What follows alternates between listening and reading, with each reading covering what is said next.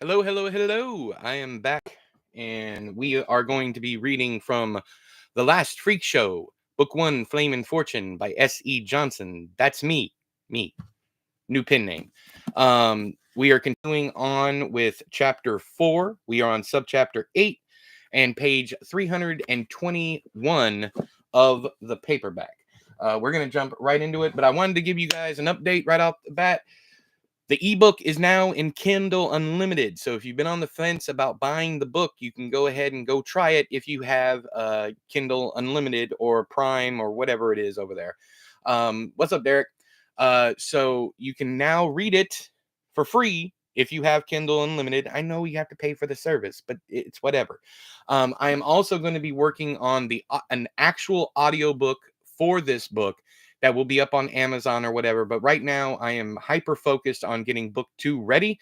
I have to have it ready by April so I can send it off to editing. It looks like it's going to happen. We'll just have to wait and see. I had a recent issue with my vehicle, $1,800 repair. Luckily, I had enough to get it fixed. But thanks to friends and family and whatnot. But yeah, so we're gonna go ahead and jump into it. Hello, Zoop. How you doing? Um, if there, if you guys want to hang out and chat or something in the near future, let me know. Because I never do know if you guys want to do those things. So just let me know. Let's see here. There is another review coming. I have a review for not Jedi Summer. Sorry. Scan lines. Where is it? I got a review coming for Scan Lines. I just got behind. Hello, Neon Viking. How are you doing, my brother? My brother in arms. Let me get this. Let's hope that unplugging this doesn't mess anything up. I'm trying to get my headphone cable out of the way. Can y'all still hear me? Night Bright Vike. Can y'all still hear me? Give me a thumbs up, something. Let me know if you can hear me. All right. It's zero sugar. Leave me alone. I know it's chemicals. Water is chemical. Water is a chemical. H2O, it's a chemical. It's all right. But yeah, these monster, I have like one a day. I probably shouldn't, especially with all that coffee. But anyways, the book's done. I can die in peace. We're fine. So let's go ahead and jump into this. All right. Here we go. 8. After the carnival closed, Cy rolled Bobble over to Marianne's tent. When they entered through the flap, the friends found Lady Quill and Knuckles having tea by candlelight. It was the first time Bobble had met Cy's dad, and he reacted as anyone might in his position. Holy shit, is that a giant fucking lizard? You must be Bobble, Knuckles said as he got up. The lizard man was huge, with scaly flesh and sinisterly slanted reptilian eyes that glowed even in the slight light given by the candle's flames. Knuckles extended a hand gnarled with rigid protuberances and ghastly sharp claws the color of egg yolks. Bobble stared at the hand, unable to form the needed words, which Cy conveyed with ease. He can't move his body, and if he blinks, that's him nodding. Understood, Knuckles said, and, unlike Hank, who'd reached down to grasp Bobble's palm to shake, dropped his hand to his side.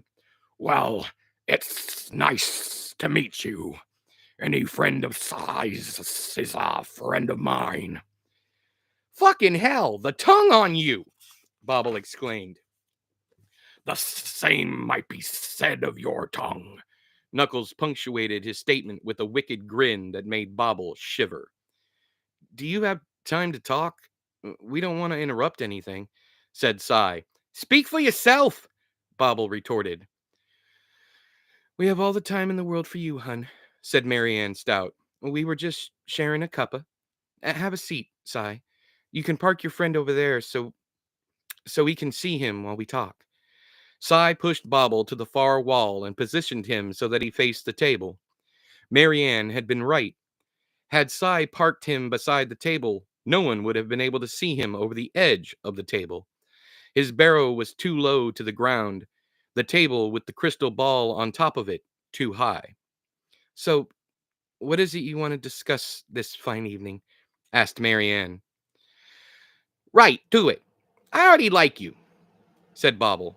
Marianne flashed him a beatific smile. She was no couch tent dame, but she was still fairly attractive. This thought was followed directly by the realization that Knuckles was Sai's adopted father. And if that were the case, did that mean the mystic was fucking the lizard man? He was about to ask, uncouth as he was, but Sai had already started talking. We want to join the geek show. I know. Sai cut off Knuckles before the reptile could jump in. You said I wasn't ready, but I think I am. Sai directed his next comment to Marianne. I know why you told me the story about Tierns, about the walls, and I think I'm ready. Do you now? Said Marianne Stout. Tell me, why did I share that story? I'm sorry to bring this up, but I have to use it to plead my case. Go on, said Marianne.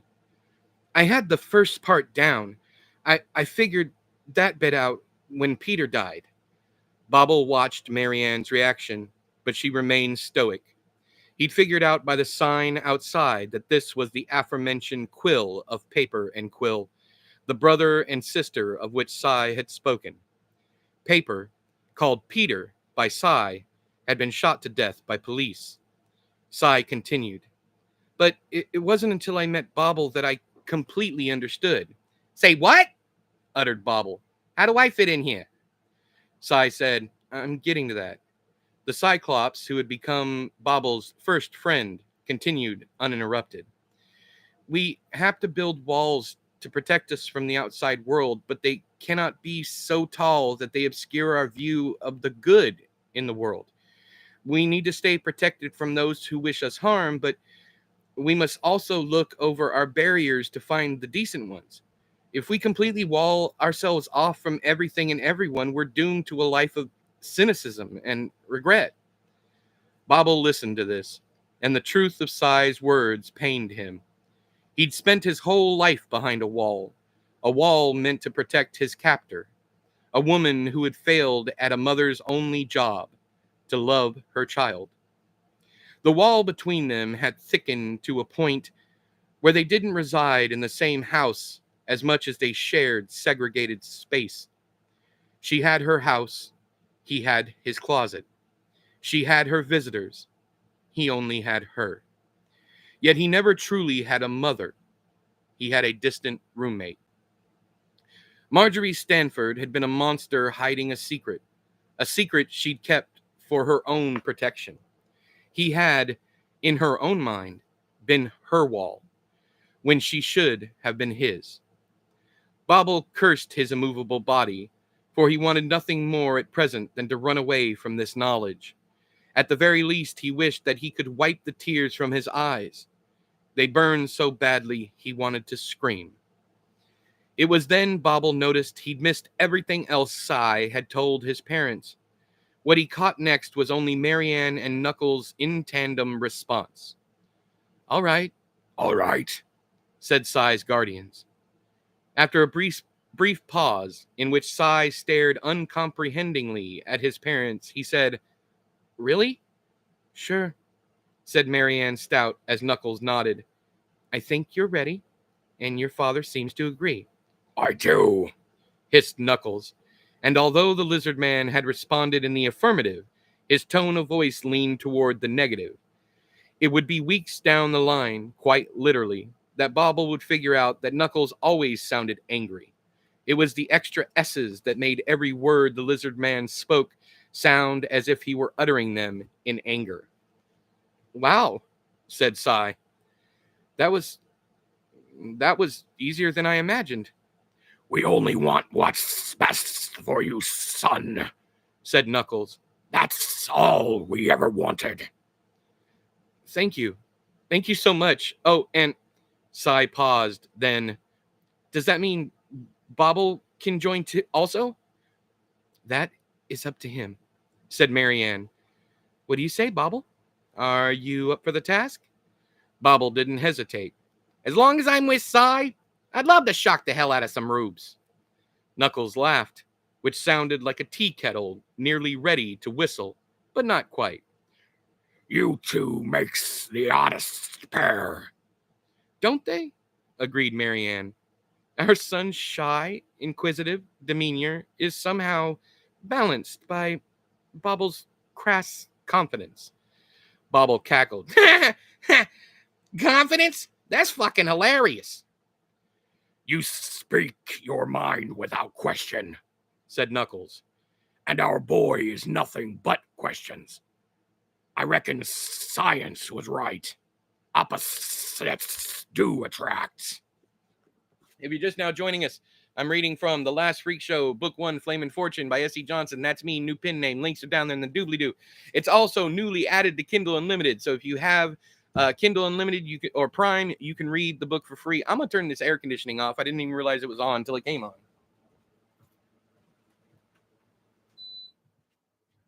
All right. All right. Hey, ladies. Hey, ladies. All right. 9. Cy and Bobble's first appearance as performers in the Cortez Family Carnival's Geek Show happened a week later, while on location in Bangor, Maine. Cy had been at the venue before, had watched the jockeys ride their horses around the track connected to the fairgrounds, and decided to take Bobble over to see the session before their inauguration. Sadly, the jockeys and their steeds were not running today, but the boys lingered all the same, engaging in friendly banter as the sun began its descent, giving the moon its time to shine. You nervous? Cy asked Bobble as he towed a half-buried rock loose from the dirt and kicked it past the wire fence that made an oval of the inner track. Should I be? Asked Bobble. I am. Shit, you're always nervous. Calm down. You act like you haven't been stared at all your life. Have I? Fuck you. You're saying you haven't noticed how rubes look at you? How... Hang on. Oh, how have you not realized I never leave the office when the carnival's open? We're always together. Oh. Yeah, oh. Cy laughed. For all your brains, you sure are oblivious most of the time. Eat shit. No thanks, asshole. That's where poop comes from. Yes. Would you cuss every once in a while? You're giving me a complex. The only thing complex about you is that head of yours. Tickle my tallywhacker. Say please. The boys laughed and enjoyed their final moments as secrets. The boys laughed and enjoyed their final moments as secrets well kept. Soon they would go before a crowd and perform the act they'd been practicing every hour of every day since Marianne and Knuckles had agreed to, to them joining the show. At first, Mother Nurture had been hesitant, but Father Time seemed all for it. The night after she'd agreed, Marianne spoke in private with Mother Nurture while the boys had supper with Knuckles. Father Time and Johnny Sandoval, this being one of the conductor's rare appearances outside of his beloved engine. Oh, hang on. Sorry. You're too excited. I'm stuck on Bobble's voice. Give me a second. I can't think of how he's supposed to sound. You reckon? You too excited? I reckon you must be, said Sandoval around a mouthful of cube steak. I'll be pissing my diapers. No offense, big guy. None taken, you old bastard, said Bobble.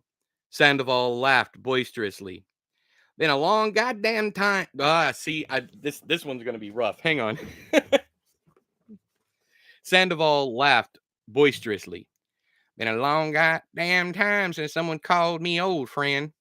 How old are you? Asked Bobble. I'll be 60 this coming winter. Birthday's the 16th of Crimbus season. Bobble stared. Okay, 2 things. First, you look older than 30. Second, what the holy fuck is Crimbus season? He means Christmas. His birthday's in December, said Father Time, forking a bit of fried meat and slathering mashed potatoes and gravy across its flank with his knife. Sandy has his own way of speaking. I can also confirm his age. He's the only person I've ever met to age backwards.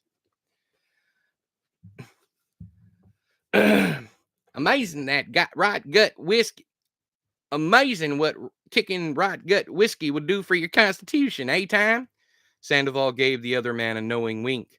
Bobble knew there was an inside joke here, but he didn't care to dig for it. Let them have their secrets.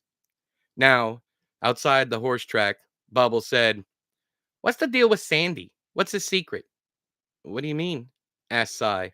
"Well, the guy's obviously not 60 years old. No way in hell is he that old. So what's his deal?"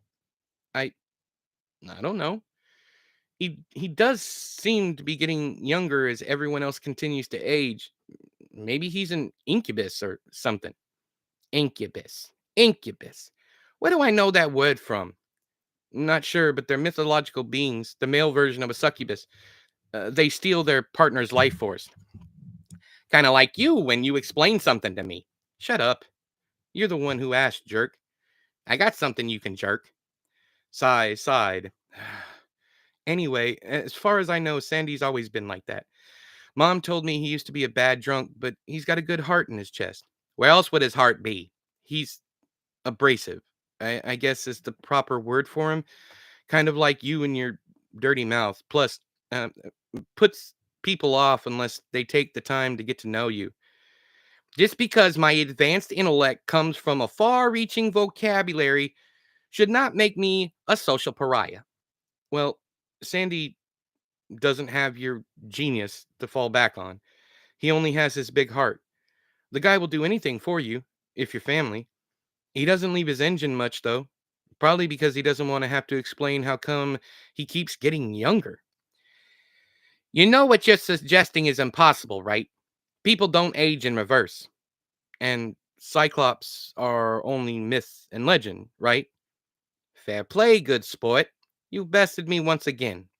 Bobble rolled his eyes. But seriously, it's not possible. We all get old and die. Them's the rules, buddy, old pal, old partner in stardom. We aren't stars yet. We will be, though. One day, we'll be the biggest names in show business. Watch and see if I'm not speaking the truth. I can see our names and lights. Come see the human bobblehead and his brainless brute of a sidekick, this one-eyed chump. Cy shook his head good-naturedly. You're a maroon. I think it's moron, my singular vision friend. You don't think I know that? I don't know what you think, and I'm fucking glad of it. For all I know, you whack your tally to that maudlin shit you read. It's not maudlin. All the authors I read write in a deceptively simple prose. They'd have to for you to understand a word of what they were saying. You really think we're going to be famous? Bobble sucked a line of drool from the corner of his mouth. I said I was going to be famous. You'll just be along for the ride. I'm serious. So am I. Bob? Sigh. Fine. You can be like that if you want. I'll ask Mom. She'll know. Right. Dear old psychic Madre knows all. Madre? You've been around Mother Nurture too long. Guilty. I like her yams. Jesus. Do you ever think of anything else? Not thinking about big titties when you're at an angle like mine goes against nature. Forget the forest for the trees. I can't see the face for the tits. They aren't that big. Having only one eye fucks with your sight, doesn't it? They aren't. And my cock doesn't look like a second belly button. Ew. I grow before I show. You you'd have to have someone to show before you could do that. Touche. The boys lapsed once more into comfortable silence as the sun disappeared beneath the horizon, turning the sky a wondrous shade of orange that became pink, that became purple. Bobble loved simple things like sunsets. He often sat in the office, gazing out the window as the sun did its vanishing act, and simply wondered at the beauty of it all. Sunsets were the property of poets, for only they could adequately describe such majesty. Had he been asked to describe it, he would only be able to reply, "It's fucking stunning." No other words for it, really, when you sat and thought as much as he did. I think I want to be a writer when I grow up. If you grow up anymore, I'm going to be eye level with your ankles, and no one needs to see that. I want to be the person other people read. Then rob a bank. How would that help? They'd write about you in the paper for sure. Then you'd have everything you desire in life. Sai giggled. I hate when you make sense. You could also kill people. People love a good murder mystery. But knowing you, you'd fuck everything up and leave the mystery part out. Can you be serious for a minute? Bobble nearly shot off at the mouth again before he noticed the way Sai was looking at him. The pleading in his friend's eyes stopped him, leaving his mouth agape, waiting to retort. Finally, Bobble clamped his lips and blinked. Thank you. Bobble continued to blink. Okay, I'll get on with it. I was thinking about writing about my life here. Tell everyone stories from beginning to end. I think people would want to read about us, even folks like Sandy. Sai seemed to be waiting for him to respond, but Bobble kept his mouth shut. Again, Sai thanked him. I'd write about you, too, with your permission. I'd tell everyone the truth about your mother, everything you went through. How would that be? Do you want me to be completely honest with you? Yes, please. That's why I asked. Bobble took a second to compose his thoughts. He only wanted to say this once and say it well. I think you're out of your fucking mind. Who cares about how the hag treated me? What purpose would it serve? And I don't appreciate the idea that you want me to be part of your story. It's selfish. If I want my story told, I'll tell it my own goddamn self. Roll me back. I need a shit before we go on. I didn't mean to. Well, you fucking did anyway, didn't you? I asked you to roll me back, please and thank you. Bobble could tell he'd hurt his friend by the look in his eye. But for the first time since joining this family of freaks, Bobble didn't give a single shit how Sai felt. He only cared about how he felt, and he was fucking pissed, to say the least. Tonight's show was going to be interesting. All right, I'm at a subchapter break. When I do that, I plug this. I'm reading from the last Freak Show, Book 1, Flame and Fortune by S.E. Johnson. That's me, new pin name. Links are down in the doobly-doo. Newly added to Prime and Kindle Unlimited. So if you have Prime, you can read the book for free on your tablet, device, phone, whatever of your choice. Anyways, continuing on. 10. The tent was packed. Sai kept peeking out long after the last rube was seated and reporting that they indeed had a full house. Bobble rolled his eyes. So you said multiple times. He's just nervous, said Bull as he unwrapped a length of pipe from his neck. That much is obvious, big guy. You're not nervous? Sai's eye was wild, and Bobble expected that at any moment the other boy's head would explode in a gout of confetti. How can you not be nervous?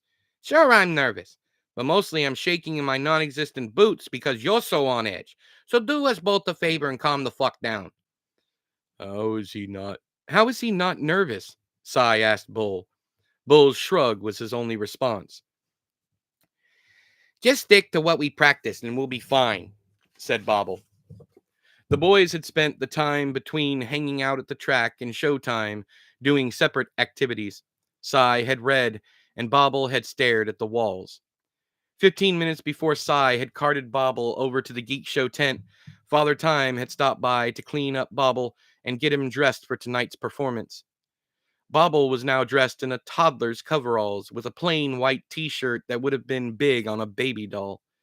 His hooked feet, which nearly bent in half at the arch due to atrophy, remained bare, as there were no shoes in the world that would fit Bobble's boomeranged feet.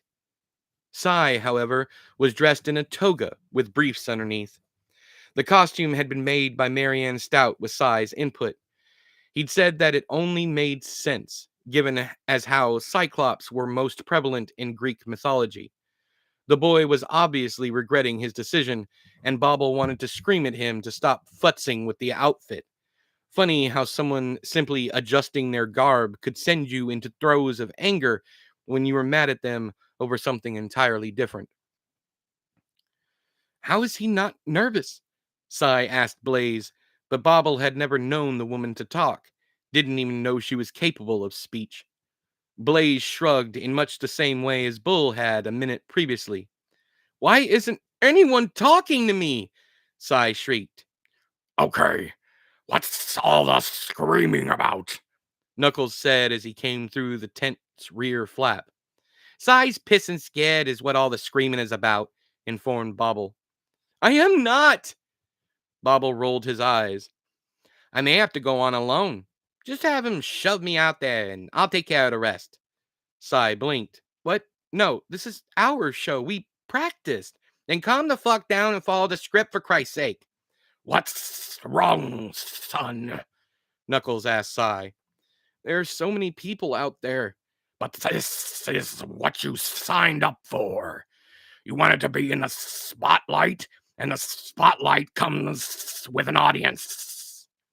Sai whined. I know, but do you want to do this or not? Sai deflated. Bobble was impressed by Knuckles' tonal control of the situation.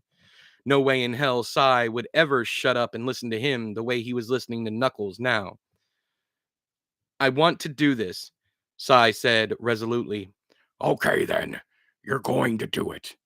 I believe in you, and I know these folks are going to love you. I've seen you two practice.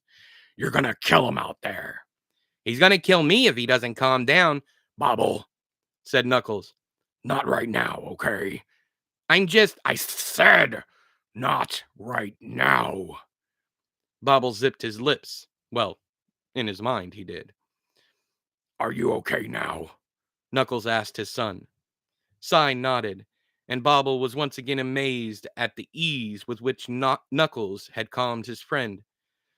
Bobble also warred with the fact that he didn't actually want Sai calmed down. Unbeknownst to him, he'd been enjoying seeing Sai so flustered. A bit of schadenfreude, if you will, as Bobble was still irate with Sai over his assumption that he could write about anyone he liked, tell someone else's story, as if he'd been born with the right. Yeah, I'm okay, Sai said. The boy took a deep breath and blew it out with great exaggeration. I think I'll be fine. Do you ever get nervous? Knuckles laughed. Nervous? Me? For what? When you look like me, you can safely assume that any old buddy is gonna be far more scared of you than you are of them. If it helps, picture them all naked. That'll level the playing field for you. Clay's stage time was at an end, and the crowd had begun applauding. The dwarf stepped backward through the curtain, still bowing, until the fabric closed before him.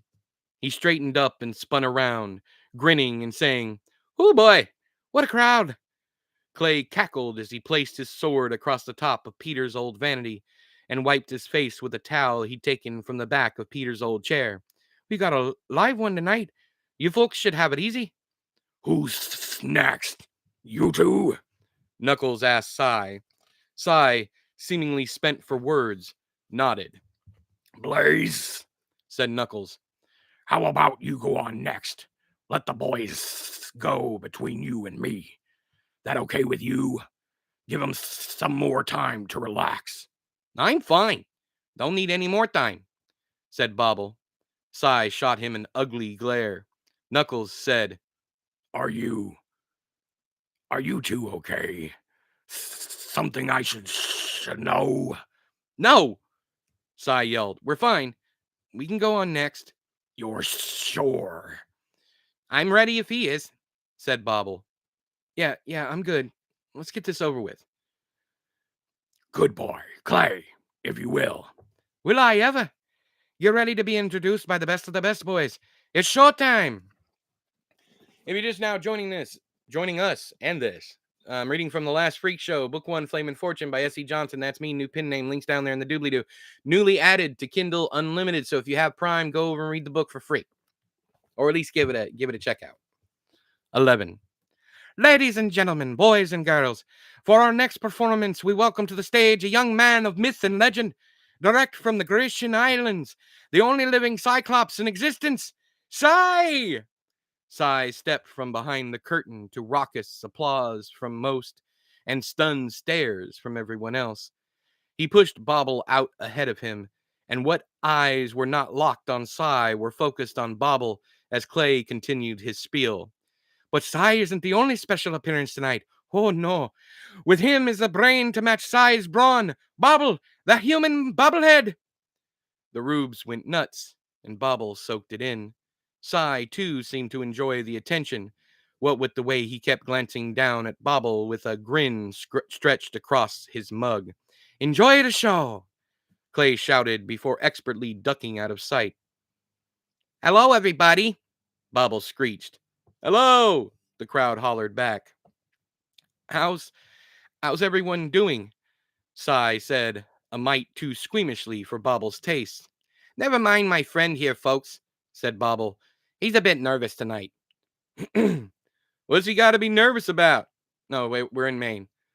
What's he got to be nervous about? Called a man from the audience. Laughter followed.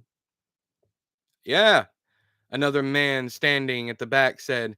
Well, it looked like he could toss my pickup across a football field. I'm still country, but whatever. Yeah, another man standing at the back said. Fellow looks like he could toss my pickup across foot. Oh, already read that. Okay, give me a second. Let me get my bearings because I'm screwing up. All right. Yeah, another man standing at the back said. Fellow looks like he could toss my pickup across a football field.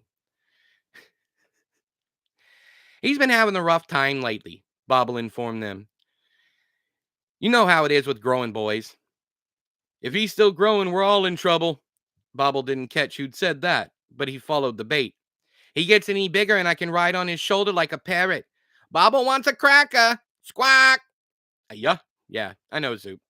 I am not in my zone tonight, and I apologize. The crowd ate up everything Bobble was feeding them. He felt like a golden god. For the first time in his life, he was the center of attention, and he didn't hate it. In fact, he adored it. He never wanted this feeling to end. Yet when he glanced up at his partner, he could tell Sigh wasn't enjoying himself. Bobble assumed this was because he'd gone off script, leaving Sigh standing there, wondering what the hell he was supposed to do next. You folks ready? Bobble screeched. The crowd shouted a variety of yeses and get on with it, and Bobble segued into the act they had been practicing over the last 7 or 8 days. Does anyone here have something they'd like to throw at my esteemed colleague? A what? Shouted a man at the back. I got something, said a man up front. Toss it up here then, cried Bobble. A man in a plain white undershirt with brown suspenders over his shoulders stood up in the front row. He lobbed a pack of cigarettes onto the stage, underhand, and Sigh caught it with ease. Is that the best you can do? Sigh, toss the man back his smoke so we can try again. Maybe this time he won't throw like a girl. Nervous laughter skittered through the crowd. The man with the suspenders frowned, then laughed, as if he'd finally gotten the joke. You want me to really chuck it at him? Asked Suspenders. I do, cried Bobble. Really let him have it. Sigh threw the smokes back at the man, and the man wound up and let fly. A pack of cigarettes didn't have enough mass to do any real damage, but the guy gave it his all. Sigh raised his hand at the last possible second and effortlessly snatched the smokes from the air in a downward swipe. Anybody else? Bobble screeched. Someone has to have something more, shall we say, dangerous? You there, third row at the end. Yes, you. Grab that brick, would you kindly? The brute at the end of row 3 was a bearded man with a gut like a whiskey barrel. He leaned to look over his considerable girth to find that there was a brick sitting in the aisle at his disposal. With more than a modicum of effort, he leaned to the side and picked it up. This? You want I should throw a brick at your friend there? Yes, please, said Sigh, albeit meekly. You're... Fella, are you sure? I got me an arm, I promise you. You don't have to, said Sigh, a sly grin cocking his lips. Unless you're Scared? That a boy, thought Bobble. Let's give these rubes a show. Never once questioning why there had been a brick left in the aisle for him to grab, the big fella in the third row struggled to his feet with a grunt, pulled his shirt from where it had bunched under his heavy breasts, cocked his arm back, and let fly. Bobble's eyes couldn't keep track of the brick, it flew so fast, but when his eyes traveled up to Cy, there Cy was, holding the brick in the palm of his hand. Red dust drifted from his hands in a thin cloud. I'll be damned, said the big guy in row 3. How'd he do that? Asked a woman in the center of the group stage asked a woman in the center of the group stage right of the aisle. Anybody have anything else? You, sir. How about that book in your lap? This here? The old man 3 seats into row 8 said, hefting the tome for all to see. This here's the Lord's word, little man. Don't feel proper tossing it around. Fair enough, said Bobble. What about you, my fair lady? What do you have in that bag of yours? Throw the damn book, Carl, hollered the man behind the old fella in row 8. Now, Bobble said. If Carl doesn't want to throw his good book, we respect that, don't we, Cy? Yes, sir, we do, agreed Cy. Just throw the darn book, Carl, hollered the big guy who'd thrown the brick. I want to see if the one-eyed son of a bitch can catch it. Watch your language, cried a woman in the second row. There's women and children present. Mommy, what's wrong with the man in the bucket? Throw the book! So many voices. Bobble couldn't keep track of them all, but they had them right where they wanted them, and Bobble soaked it all in, relished it. Don't feel right, said the old man with the Bible, and that was the end of it. I ain't got nothing too heavy in here, said the woman with the big purse. She probably got a whole kitchen sink in that son bitch, big guy chuckled, the wave of his massive belly nearly hypnotizing Bobble on stage. What do you do? Asked a young boy in the front row. Michael! The woman next to the boy, whom Bobble assumed must be his mother, said. She was obviously horrified, and reminded Bobble of his own mother any time he cursed. He's fine, ma'am, I assure you. Questions are good. We don't mind at all, do we, Cy? No, sir, we don't. So the boy wants to know what I do, eh? Anyone else want to know what's up the... Anyone else want to know what's up the human bobblehead sleeve? The crowd shouted in the affirmative. Very well. Cy, if you will. It would be my pleasure. Cy cleared his throat. My friend Bobble here is the proud owner of a vast and varied intellect. Ask him anything and he will give you a precise answer. How big's my Johnson? Asked the big guy at the end of row 3. I'd answer. But how would you ever verify it? Asked Bobble. How do you mean? Well, when's the last time you saw it? The crowd exploded into laughter, even as the mother in the front row dragged her son Michael from the tent. Bobble didn't care. They'd paid their admission. This was the best part about a traveling show, as Father Time had explained. New faces every night, fresh crowds, and on the odd chance you did have repeat customers, they were obviously a fan of your performance, or else why would they return in the first place? Bobble could get used to this. Once the laughter calmed a bit, Cy called, Any other questions? How'd your head get like that? Asked a woman with a pearl necklace sitting in row 4. Just lucky, I guess, Bobble replied. You, Cy said suddenly. You have a question? A teenage boy and his young lady companion stood together. The girl put her arm around the boy's waist, and Bobble assumed they were an item. Yeah, said the boy. I got a question. Well, she does, but she's kind of nervous. I know the feeling, Cy said, chuckling, and the crowd laughed along with him. Go on, ask him. The boyfriend nudged. I I can ask you anything? Said the young woman. Yes, please do, screeched Bobble. Okay. The girl composed herself, then let rip. Why do you do what you do? The question caught Bobble off guard. What do you mean? Do you like being a part of this show? Performing for strangers? Bobble and Cy shared a glance before Bobble said, Sure, why wouldn't we? It's just that all these people staring at you. She wants to be an actress. Her boyfriend cut in. She wants to know how you do it, looking the way you look. Looking the way we look, Bobble echoed. I think you're lovely, said Cy, cutting through the newfound tension in the tent. What kind of acting do you do? Plays mostly, said the boy. Does does she want to answer? Cy gently prodded.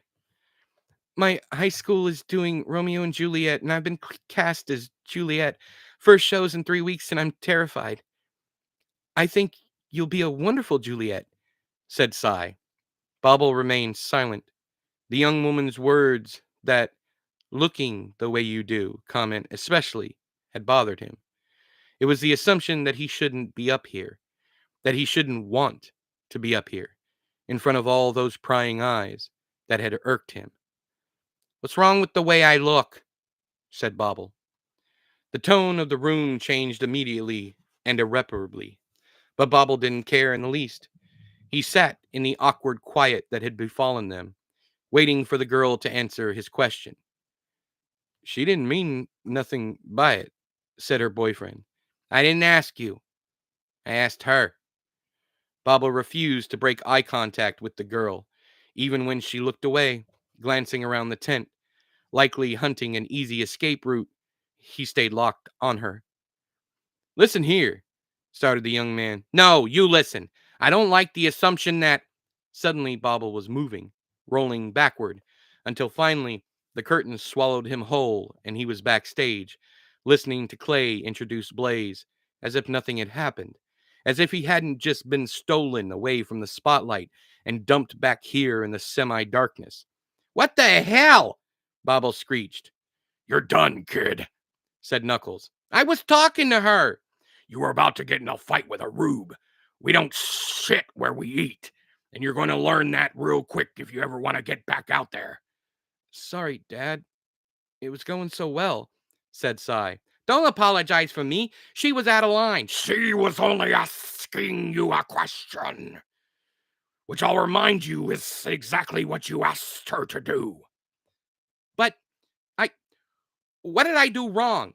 If you don't know, son, you don't need to be out there in the first place. Take him back to the office, Cy. Fuck you. Fuck all of you. Put me down. Take me back. Please. 11. Later, Mother Nurture and Father Time held a meeting in the office. Blaze, Bull, Clay, and Cy were all in attendance, along with Knuckles, Mary Ann Stout, and of course, Bobble, because he was the subject whom they had been called to discuss. I should start with my apology, said Mary Ann. She stood in the center of the caboose, her hands splayed, palms down, on the front of her thighs, a pose of regret. I was so concerned with Cy being ready to face Rubes that I completely overlooked Bobble's needs. I acted poorly, and I would like to apologize to Bobble and everyone else who was affected by my decision. I will take equal blame, said Knuckles. We came to this decision together, Quill. Mary Ann gave Knuckles an accepting nod. I wanted to be out there, cried Bobble. I didn't do anything wrong. We don't shit where we eat, son, said Knuckles. Bobble rolled his eyes. Whatever happened to we take care of our own? That's exactly what we're talking about here, Bobble, said Father Time. We put you in a position you were obviously not ready to handle. We failed you. You didn't fail shit. Bobble wished he could leap to his feet and strangle the man. Hell, he wished he could throttle the lot of them. That little girl crossed the line and I put her in her place. That's all that happened. Then Lizard Man over there yanked me off stage. If anyone should be upset, it's me. We're not upset. We're not upset, love, said Mother Nurture. Well, you could have fooled me, for Christ's sake. All this talk about family and how much everyone cares about each other. But what about me? What about me, huh? She was out of line. You can't cross a line you didn't know existed in the first place, said Father Time. The rubes were told to ask you questions. You didn't put down any guidelines. So how was she to know her question wasn't up for discussion? But, Bobble stammered, she pissed me off. Hers was an innocent question given the circumstances, said Marianne. When faced with the unknown, people will question that unknown, and you were that unknown. Again, I'm so sorry. I assumed you were ready, and I should have known better. This is bullshit. Can I say something? Sai said, breaking his silence. He hadn't spoken since pushing Bobble back to the office. Not a single word. Go ahead, love, said Mother Nurture. The floor is yours. Okay. Sai took a moment to collect his thoughts. Everyone waited patiently for the young man to begin. Finally, he said, I agree with both arguments. The girl crossed the line, and Bobble shouldn't have reacted the way he did. Speak for yourself, champ, Bobble threw in. Sai ignored Bobble's outburst. But I don't think we should be removed from the show. Wait, you don't? Said Bobble. Sai glanced down at his friend and offered him a wan smile. No, I don't think we should be removed. We are listening, said Mother Nurture. I'm a bit different than Bobble, in so much as I can come and go as I want. Bobble, on the other hand, is stuck. He can't experience the outside world as I have, so the show is the only way to acclimate him to society. Finally, someone with some sense, muttered Bobble. Furthermore, said Sai, I don't want to be up there without him. I was scared to death in front of those people, and I'm the one who wanted to be up there in the first place. It wasn't until Bobble started talking that I calmed a bit. I, too, was caught off guard by that girl's question. Bobble just beat me to it. She assumed we didn't belong, that we shouldn't have wanted to be up there, which I think is ridiculous and cruel. Did Bobble react perfectly? No. Would I have responded any better? Probably not. But I also understand the show must go on, and that's all I'm asking for. A second chance. And how do you plan to deal with these questions in the future? Asked Father Time. By telling them to go to hell, said Bobble. You're not helping right now, Sai told his friend. You want to be stuck in here night after night? Or would you rather have a few minutes on stage every night we're on location? I sure as shit don't want to be stuck in here with you. What's going on between you two? Asked Marianne. Something's off. I messed up, said Sai, and everyone, Bobble included, seemed nonplussed over this. Do explain, said Marianne. I upset Bobble. I was rude and selfish, and he turned to face Bobble. I need to say I'm sorry for what I said. I never should have assumed you'd want me to write your story. It's your story, and you should be able to tell it yourself. I'm truly sorry, so damn sorry, and I would like to ask you to forgive me. Please. It took everything Bobble had not to roll his eyes. Why should I forgive you? You should have seen yourself. It's the most assured I've ever seen you. My feelings never crossed your mind. I could see it in your eyes. What more can I say other than you're right? What's this thing about writing? You writing something, son? Asked Knuckles. No, sir. Well, not yet. But I wanted to write our story from the beginning. The life and times of the Cortez family carnival or something like that. But since Bobble reacted the way he did, I think I'd prefer to write fiction. Sai dropped his head and laughed nervously. I just thought. He raised his head to look at those surrounding him once more. I just want to write about something. It doesn't have to be our story. It could be something else. I just want to write. This is the first time hearing about this, but I support you, said Marianne.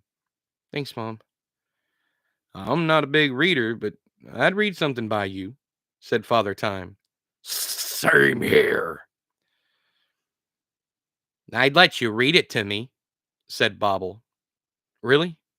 Asked Cy. Sure. Can't be any worse than that native son bullshit you tried reading me. Hey, Cy laughed. I thought you liked Wright's writing. He's all right, but he's no Cyclops with literary ambitions. Thanks.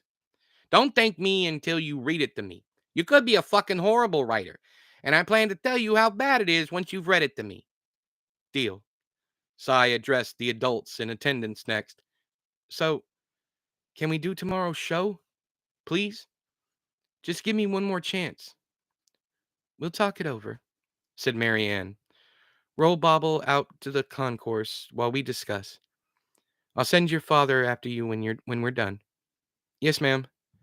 Cy trucked Bobble to the rear door of the caboose before turning to say, Thank you for listening to me. I don't want to speak for Bobble, but I certainly appreciate it. Yeah, said Bobble. Thanks and shit. You're welcome. And shit, said Marianne.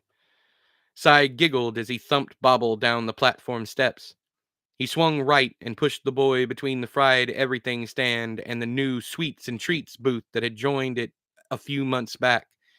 Everything smelled of old grease and cooling sugar, and Bobble could hear the other boy's stomach growling above him. You think they're actually going to let us perform again? Asked Bobble. Who knows at this point? Mom and Dad listen to sense, and so do Mother Nurture and Father Time. The question is, did my argument make sense? About as much sense as your dumbass is capable of, sure. Are you ever not a jerk? If I was nice, you'd think something was wrong with me. Cy laughed. Yeah, very true. So, what do you want to do? Where's the cooch tent? Bobble asked, trying his best to keep the mischievousness out of his tone and failing. Why? Cy asked tentatively. The Cyclops knew something was up. Bobble could hear it in his voice. Damn it. You just wanted to see it, is all? Sure. More like you want to see them. Guilty as charged. Now, where is it? I think we're in enough trouble. Bobble rolled his eyes. Cy couldn't see it from his angle. I'm not trying to get in any more trouble. Of course you're not. The sarcasm cascaded from. Oh, shit. Fuck, Panda Bear. Jesus. Going back. Bobble rolled his eyes. Cy couldn't see it from his angle. Hang on. Is that a mistake? It might be a mistake. I might have come across a mistake. My bad. Luckily, there's only 2 people in here. My bad. I got a mistake here. I'm not trying to get in any more trouble. Of course you're not. The sarcasm cascaded from Cy's words. Seriously, I just want to see their tent. And if they're around, maybe we see them again. No, Cy said, brooking no argument. We're not going. I'll shit myself. Then you'll be left here with a crabby invalid and the stench of my food baby. You wouldn't. Try me. Yuck, said Cy. He fell quiet after that, though, and Bobble knew beyond a shadow of a doubt, that Cy was actually considering it. They are kind of pretty. Yes, Bobble thought, but managed to compose himself before adding, it can't be that far of a walk. Damn it, Cy said, and Bobble knew he had him. Don't act like you don't need something to drool over after lights out tonight. You're an asshole. And if you don't take me over there, you're going to suffer the expulsion of said asshole ad nauseum. I promise it. Ew, said Cy. Then, all right, but just a quick stop to see if anyone's around, then we're gone. That a boy. Onward, driver. I'm driving. I'm telling everyone about that mistake. Of course you are. You don't even know what it is unless you read the book yourself and caught it. So, anyways, there was a little mix up with who was talking. It wasn't a dialogue tag, but I put one one line of dialogue and then another line of dialogue, and they were from the same person, and then the next person. So I don't know if I cut something or what, but I'm gonna have to go back and fix that. Anyways, I'm going to take a 15-minute break. When I get back, we will continue on. I'm hoping to do like I really want to go ahead and finish up this chapter, but that depends on how quickly I can read it. For now, I'm going to take a break, and when I get back, we will continue on. If you're just now joining us, this is the last Freak Show, Book One, Flame and Fortune by S.E. Johnson. That's me, new pin name. Links are down there in the doobly doo. It is newly added to Kindle Unlimited. So if you have Prime, you can try the book for free or read the whole thing for free if you want to, or you can sit here and listen to me read the rest of it. But I'll be back in 15 minutes. Thanks.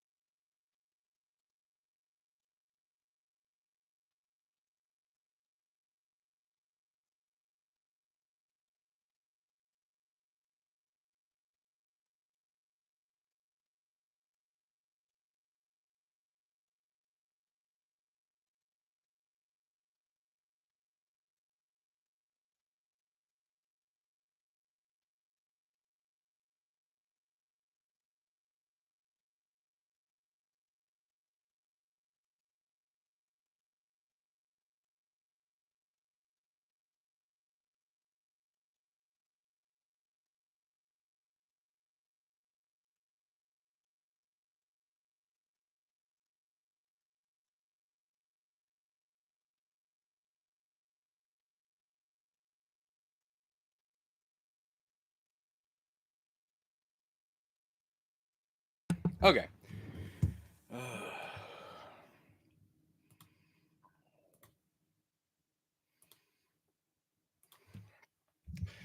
That's crazy how you can delete a message, but it still stays pinned and says that it was deleted. Anyways, all right, let's get back to it. Ugh. All right, I'm gonna do another hour. I told the fam I would be in by 9, so let's go ahead and jump back into it. I was gonna do the whole thing, but we got a ways to go. All right, 12. The cooch tote, the cooch tote, whatever. 12. The Cooch Show had white fabric walls with maroon trim around the swooping edges of the tent's eaves. A cloth sign painted with various hieroglyphs and the words "The Seduction of Egypt" written in gilded letters hung above the flap that allowed entrance to the show. The flap was closed, but light could be seen around its edges. Cy trucked Bobble around to the back of the tent where the boys sat in silence, trying to hear whoever was inside. Low voices too muffled to be understood. After several minutes of eavesdropping, Bobble realized that he couldn't understand what the voices were saying because they weren't in English. You ready to go? Cy asked. Hell no! Bobble hissed back. Hey, look. Cy followed Bobble's gaze to a small rip in the fabric of the tent wall. What about it? Cy said nervously. Look in, you goof, Bobble stage whispered. Go on, don't be a wet end. I'm not looking in there, hissed Cy. Fine. If you're going to be a coward, roll me up and part it for me. No. Come on. I said no. It's not right. These girls get stared at for a living. Us getting a free show ain't gonna hurt anybody. Who'd ever find out? I'd know. And that's enough. You have got to be kidding me. We came all the way over here just for you to shh. The voices inside stopped and were replaced by, was that moaning? Cy swallowed and his throat audibly clicked. What are they doing? I guess we better have a look, Bobble said, cheesing viciously. This isn't right. So you said. But I say we check to make sure they're all right. We're just being good guys, checking in on the ladies. You wouldn't want someone invading your privacy. They literally take their clothes off for strangers, Cy. That's their call. It's not for us to. I'll scream. You wouldn't. Try me, my one-eyed friend. If you don't look, or let me look, I'm screaming. You try to move me, I'm gonna holler like you just murdered me. Then I'll say this was all your idea. Bobble. Sigh. Sigh glanced around. What if someone sees us? Who? Everyone's either talking about us or getting drunk after a long day, or twiddling their respective baby makers. Who knows? And who cares? Just peel it open a pinch. You know you want to. Fine. You can look. I'll keep watch. Hey! You gotta open it for me. Whatever. Here. Sigh, eye flickering every which way, parted the rip with a thumb and forefinger. Roll me closer. Sigh positioned Bobble beneath the rip and tipped the barrow to raise his head. Good. Bobble hissed and gazed inside. 3, maybe 4 women were entwined on a bed of garish pillows, heads between legs, thighs seizing, hands caressing, hair flying, flesh everywhere. Bobble's erection throbbed. Holy shit. What? Cy asked. I think they're all having sex. Uh-uh. Yeah. Look for yourself, whispered Bobble. Cy lowered the barrow until it was supported on its 2 legs, then dipped and looked for himself. He lingered far longer than Bobble had, and Bobble made him aware of this by hissing, Hey, it's my turn. What are they doing? I don't know because I can't see, jackass. Hang on. Like I can go anywhere if I wanted to. Hey. Cy's voice drifted off. What? What's go? Hey, What is it? You had your turn. I want to see. I I don't, Sai said. Then suddenly, Sai was on his ass. What the hell? Bobble said, maybe a little too loudly. Someone there? Asked a soft, unbothered voice from inside the tent. Shit! Bobble hissed. Sai! We have to go! Sai stared up at him from where he sat in a hump in the straw. A lump in the straw. Sorry, my eyes bothering me tonight. I don't feel so. Sai vomited pale gruel down the front of himself. The thick, porridge like mess dribbled from the boy's shirt into a puddle between his outstretched legs. Bobble wanted to cry for help, but he also knew that, if he did, they'd be fucked. As Sai continued to be sick on himself, Bobble ran through all the possible excuses for why they should be out back of the Cooch show, positioned perfectly next to a very convenient tear in the fabric wall. It's almost as if we've been set up. Sai! We need to go! Oh, hello, birdie. Bobble cut his eyes back to the hole in the tent and found a mascara-ringed eye watching him through the tear in the fabric. Your friend, is he all right? Bobble could nearly hear the smile in the woman's voice. I think he's sick. He was pushing me past when he just started irking all over himself. I think he needs a doctor. Sing, sing, little birdie, tell us more tales. The woman's giggle sent icy spiders scurrying up Bobble's spine. He froze. She, whoever she was playing with him. She'd done something to Sai and planned to make Bobble suffer the same fate. God damn his useless legs, because he should be running far, far away. Tell us what you saw, birdie. Tell us what you want. What you need. I want to go home, said Bobble, and he meant it. He'd gladly be forced to live with the hag again for the rest of his natural days before having to listen to this woman say another word. Her voices, there were so many, and what is it? Sai mumbled before vomiting down his front again.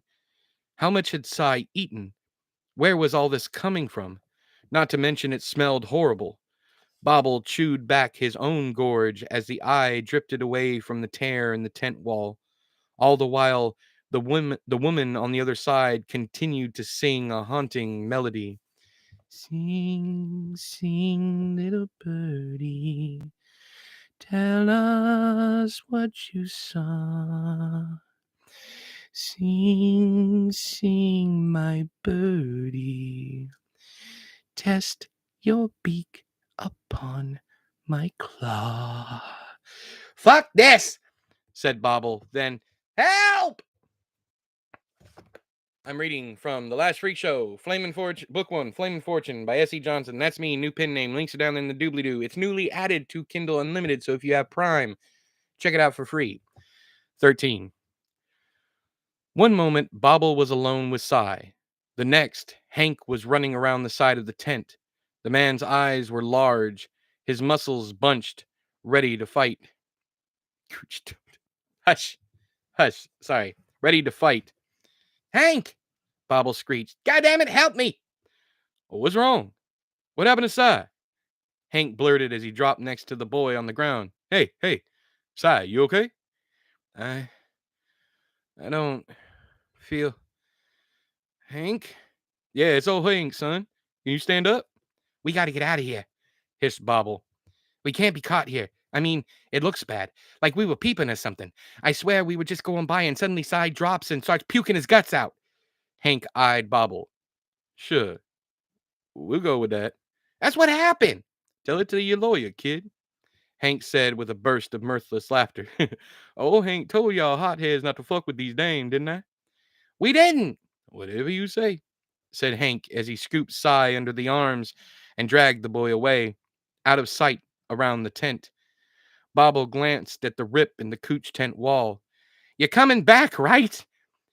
Keep your damn voice down, Hank hissed back. Cy? Bobble? Mother Nurture's voice. She was still a good ways away, maybe back at the caboose still. Bobble couldn't tell for sure. Honestly, her voice seemed to be coming from everywhere all at once, although it was muffled by distance. Of course, that wouldn't be the case for long. Hank! Bobble stage whispered. No reply. God damn it! Hank! Bobble? Mother Nurture again. She must have heard him. Shit. Where are you? Hank appeared around the edge of the tent wall. He didn't say a word as he dashed around and pushed Bobble and his Barrow toward the Ferris wheel at the rear of the fairgrounds. We were talking. Hank huffed as he rolled Bobble along. We were talking, and suddenly, he got sick. That's our story. Yeah, got it. Bobble's voice jounced with every bump they hit. Thank you. Thank you so. We ain't out of the woods yet. Thank me when y'all get away with this. We didn't. Don't lie to me, boy. Oh, Hank ain't as stupid as you might think he is. I'm sorry. You're gonna hush, is what you're gonna do. Here. Hank dropped him with a thunk next to the steps leading up to the Ferris wheel's loading platform, then placed his hands around his mouth and shouted, Over here! Hank? Mother Nurture's voice again, only a bit closer. From Bobble's estimates, she sounded as if she had just made it to the cooch tent. If she asked the women in there, Yeah, Hank hollered back, over by the wheel. Then Hank flopped down on the steps next to Cy, who was still covered in his own sick, and started patting the boy's cheeks. Cy? Hey, bud, you need to come back. You got to get your story straight. Quicker than hell, too. We're coming. That was Marianne. Bobble was almost sure of it. Where am I? What am I? You're an idiot is what you are, said Hank, laughing.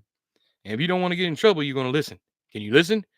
Cy's eye rolled in his head twice before centering. Hank? He murmured. What are you doing here? The three of us were talking. Here, right here, at the wheel. And you passed out. What's wrong with him? Marianne shrieked. She'd just come around the cooch tent and could see Cy clearly under the wheel's lights. Is that? Oh my God, what happened? Bobble loosed a machine gun response. Cy pushed me over here so we could kill time talking to Hank while you were doing your own talking and he just passed out. Hank finished for him. Started throwing up all over himself. Don't know what happened to him. Marianne shoved Hank out of the way so she could get to Cy. She threw an arm around his shoulder and petted his cheek with her free hand, saying, Baby, you okay? What's wrong with him? Asked Knuckles. He passed out, Marianne said, buying the lie. Bobble's heart slowed by several degrees. Oh, thank fuck. Did he eat something off? Asked Mother Nurture. What's the last thing he ate? That was Father Time. Bull and Clay were the next ones around the Cooch Show tent. They both seemed relieved and puzzled as hell when they saw Cy's current state. But where was Blaze? Had she stayed back at the office? No, there she was. Baba could barely see her in the darkness beside the Cooch tent. She was bent over, her face obscured by the edge of the fabric, but Bobble knew immediately what she was looking at. Blaze had found the rip. He wanted to scream at her to get away, but that would out them for sure. He couldn't tell anyone what he'd seen and heard, and neither could Cy. If they did talk, there was no way in hell anyone would let them back on stage. Not for some time. No, silence was best. I don't, Cy said before vomiting all over Marianne. He smells like death, said Knuckles. Are you sure he's all right? I'm not sure of anything, Marianne screamed back. Let me think. Let the women handle him, said Father Time. Mother'll make sure he's feeling better in a jiffy, Nook. Promise. I want to stay with my boy, Said Knuckles, but the lizard man allowed Father Time to lead him away all the same. As Knuckles walked backward away from the scene, he shouted, let me know as soon as you know something. Sai, baby, can you tell me uh, what you ate? See, see, Sai muttered drunkenly. See what, baby? Asked Marianne. See, sing, sing, little birdie. Bobble's breath caught in his throat. What? Did he say sing, little birdie? No, no, he. Bobble started, but Sai cut him off with, test your beak against my claw. Shit. Fuck. We're screwed. 14. Sai spent 4 full days in his bunk, with Bobble at his side. The carnival finished up their stint in Bangor, Maine, and moved on, giving Marianne and Mother Nurture more time to care for the sick boy. Sai couldn't keep anything down for the first 2 days, and Bobble sincerely thought he might lose his only friend in the world to whatever curse those damn cooch dames had placed on him. Because it had to be a curse, right? What else could be blamed for Sai's illness? He'd been fine before looking through the tear in the tent wall. But why hadn't they also cursed Bobble? Why was he all right when his friend suffered? Guilt was a stranger to Bobble. He was far better bedfellows with anger. And when you stay mad all the time, that leaves one little time for any other emotions. But recently, Bobble had known joy, thanks in great part to Sai, and he wanted to feel that carefree happiness again, and soon. The only time Bobble left Sai's side was when Father Time or Knuckles swept him away for his cleanings. Other than that, he supped and slept in the aisle of the tentman's car, listening to his friend's sometimes labored breathing, thinking, is this it? Is this when his heart stops? Bobble caught himself on the verge of crying several times, but never for more than a second, and always before the tears fell. He was incapable of swiping them away should they come. The last thing Sai needed was to wake up to him weeping. Better for Sai to find him strong and dry-eyed. Yes, that was for the best. On the 3rd day, Mother Nurture and Father Time came in with something Bobble had never seen before, something the pair called a joint. The joint looked similar to Hank's cigarettes, but smelled a million times worse, like skunk piss on damp laundry. Mother Nurture and Father Time took turns blowing smoke into Sai's face, yet it seemingly had no effect on the kid. Still they came, blew more smoke, repeating the process 4 times that day, until Sai finally opened his eye that 3rd evening. Sai smacked his dry mouth. I'm thirsty. Mother Nurture left and returned with a glass of freshly squeezed orange juice. Sai slurped greedily from the glass despite Mother Nurture's protest that he should take it slowly. He puked up the first glass, but the second one he drank the following morning stayed down, as did the one he had at lunchtime. For dinner, Marianne brought Sai a bowl of chicken broth, which he had no other choice than to sip slowly, as the liquid was too hot to chug as he had the orange juice. Once Sai had finished his broth, Marianne left the boys alone. Only then did Bobble feel comfortable saying, do you remember what happened?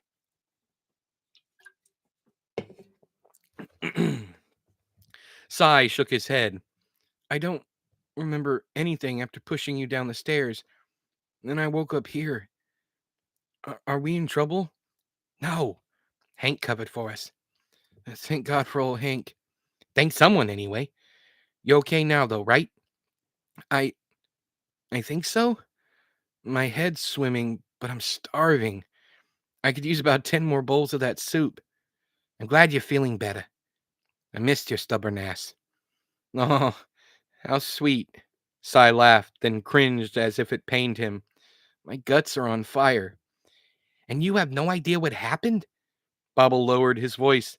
Even though there was no one around, all the tent men were gone, keeping themselves busy or accessible to anyone who might need maintenance work done while the carnival was open. At the Cooch tent? The shock on Sai's face was almost comical. We went to the Cooch tent? Yeah. Then, dropping his volume even further, Bobble added, We looked in, saw some stuff. Then suddenly he was sick. It was scary. I was scared to death. Well, I'm all right now, I think. That's not what scared me. Bobble wanted to say, but didn't, mainly because it was a lie. He'd been terrified for Sai, especially once they were out of immediate danger. But the majority of his fear stemmed from that woman's eye and her spooky little ditty. Sing, sing, little birdie, tell me what you saw. I can't believe we actually looked, said Sai, but Bobble wasn't listening, not to his friend anyway. Sing, sing, my birdie, test your beak upon my claw. You all right? Sai asked, rescuing Bobble from his own mind. Yeah, I'm okay. Was just worried about you is all. Really glad you're okay. I'm going to have to get used to this new softy you've become, Sai said with a laugh. Oh, shut up. I'm thinking about myself. Who else here would have the patience to push me all over creation all day every day, huh? Yeah, that's what I thought. Laugh all you want, jackass, but you know it's true. It's not. It's too, and you know it. Imagine Knuckles shoving me around everywhere. Or heavens forbid, Sandy. Yeah, that wouldn't go over well. Exactly. So you need to get back on your feet so you can roll me around again. Working on it. You better be. You really missed me, didn't you? I missed your pretty lips around my knob, sure, why wouldn't I? The boys laughed together, and Bobble especially hoped this was the last scare of his life. What would he do without Sai? Bobble swore to himself he'd never let anything come between him and his friend. Not ever again. Not if he could help it. I don't want to be weird. Oh, I don't want to be weird, and I know you'll have something smart to say, but I'm going to say it anyway, okay? Not agreeing to anything until you spit out whatever it is you have tucked in those pretty cheeks of yours. I love you. You're the best friend I've ever had. And I'm sorry about wanting to write your story. That wasn't right. Bobble rolled his eyes. Not this shit again. I knew you wouldn't be able to help yourself. Just let me love you, asshole. You can love my asshole. I have no issues with that. Jerk. Dipshit. Goober. One-eyed freak. Watermelon head. Horny devil. Did you cry over me? Asked Sai. No. Sai grinned. Sure you didn't. I didn't. Uh-huh. Sai rolled and pulled his covers over his head. Now beat feet. I need my beauty sleep. Beat feet. This asshole. Love you, brother. Yeah, fuck off. Sai started snoring a few seconds later, and Bobble lay in his barrow listening to his friend sleep. I love you too, jackass. More than you'll ever know. I'm reading from The Last Freak Show, Book 1, Flame and Fortune by S.E. Johnson. That's me, new pin name. Links are down there in the doobly-doo. It's newly added to Kindle Unlimited, so if you have Prime, go read it for free, or at least try it out and give it a chance for yourself. Yeah. 15. Months passed, and the boys finally perfected their show. The question and answer portion of their performance was removed eventually, replaced by Sai juggling one-handedly while reading from a book in his other hand, while Bobble told jokes to the crowd. Never did it cross the boys' minds that people would have been perfectly happy to just stare at them for the 5 minutes they were on stage. It never occurred to either of them that they were going well above and beyond the Rube's expectations by actually giving them a show instead of sitting around like a bump on a log. A year passed, and word of mouth spread. The carnival's attendance skyrocketed once Sai and Bobble were placed on the flyers and the signage out front. Come see the Grecian legend Psy, the only living Cyclops in existence. Witness the clever mind of Bobble, the human bobblehead, and so on. 2 years on, and the pair's act had replaced Knuckles as headliner. Knuckles never complained. In fact, he did the opposite, constantly telling Psy and Bobble how proud he was of them, how it felt right to pass the torch on to the next generation. All the while, Bobble could see God damn it. All the while, Bobble could see the Cooch tent women in passing. Sometimes they'd wave and smile knowingly, while other times they wouldn't acknowledge the boys at all. It took Bobble a while to figure out that their reaction to him and Psy was based on whether anyone was around. If they were alone when they spotted the girls, they'd get winks and nods. But if anyone else was with them, the women would ignore the boys. Bobble thought this was for the best. Tooch tote. Psy never did regain his memory of that night, so he could never tell Bobble what he'd seen. Thus, Psy's mysterious illness remained just that, a mystery. The train rolled on, from state to state, town to town, and in 1945, the Second War in Europe came to an end. One particularly rainy evening on location in Eugene, Oregon, spirits were high, but profits were low, as they were any time the weather took a turn for the worse. Psy was reading In the Mountains of Madness by H.P. Lovecraft to Bobble, the storm outside thickening the atmosphere, when Father Time came in out of the wet. He wore a heavy black rain slicker with the hood down and, once inside, shook the rain from his thick red beard. We might have a new geek show performer. Mother Nurture's bringing it over now. Not he or she, said Psy, but an it, finished Bobble. Interesting, said Psy. Indubitably, agreed Bobble. Psy slid a ticket stub into his novel as a bookmark and closed it. He sat it on the cushion next to him and waited for their visitor to arrive. A few minutes passed, and Bobble thought maybe the newcomer wasn't coming after all. He was about to ask if Father Time had been sure when Mother Nurture came in with a monkey on her back. Both were soaked with rainwater, and the monkey reeked of the kind of funk that is the sole property of damp animals the world over. A monkey? Asked Psy. A chimpanzee, to be exact, said Mother Nurture. She set the chimp on his feet, and Bobble noted the silken pair of panties it wore. The chimp had on no other clothing, odd to say the least. Mother Nurture leaned out the rear door of the caboose, shouting, Clay, Clay, would you bring the rest in? Please and thank you. Comin', boss lady. I'm a comin'. Clay shuffled in with a bar stool, almost as tall as he was, over one shoulder and what looked to be a suitcase in the other. Hey, boys. Clay greeted Bobble and Psy. Exciting night, isn't it? Bobble rolled his eyes. Be still, my beating heart. Hush, Psy said, giggling. Bobble would never get used to, or tired of, Psy giggling. By this point, Psy was nearly 7 feet tall and 200 pounds of solid Cyclops. Hearing someone that large giggle was a spectacle equal to the greatest wonders the world had to offer. Boys, said Mother Nurture, allow me to introduce your new partner, Panties the chimp. This might be my carnival, but that ain't my monkey, said Bobble, too low for anyone but Psy to hear him. Psy leaned in, saying, What? Never mind. Then to the chimp in question, Hiya, Panties. I like the draws. They pay a lot for 'em? Panties the chimp glanced down at his lady's underwear and grinned, his head nodding gleefully. He understands me, Bobble said with something akin to awe in his voice. Oh, love, he does far more than that. Watch this, Clay. Watch this.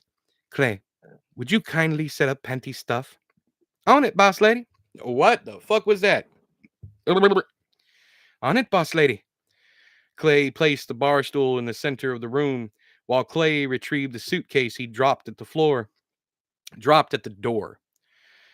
Panties scaled the stool and plopped down on the seat.